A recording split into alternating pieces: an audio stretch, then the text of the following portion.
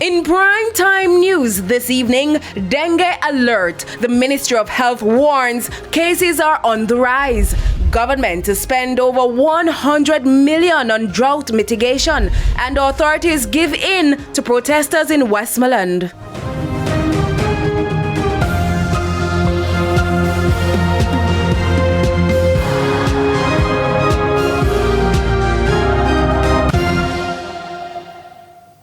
Good evening and welcome to Primetime News on air and online at onespotmedia.com. I'm Archibald Gordon. And I am Andrea Chisholm with a preview of what's to come in business news. Here's Javon Keys.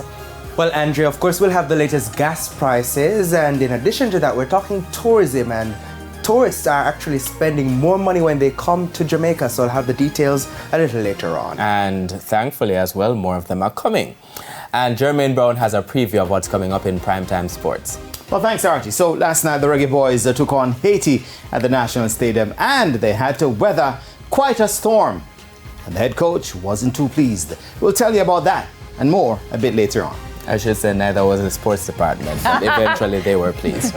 There's also sports commentary, E-Prime, and weather in this newscast. But before the break, the feedback question. And this evening, Andrew, we're asking, with the country on dengue alert, what has been your experience with mosquitoes in your community? Share comments online, facebook.com/television Jamaica, and tweet us at TVJ News Center. Stay with us, the news in detail, after the break.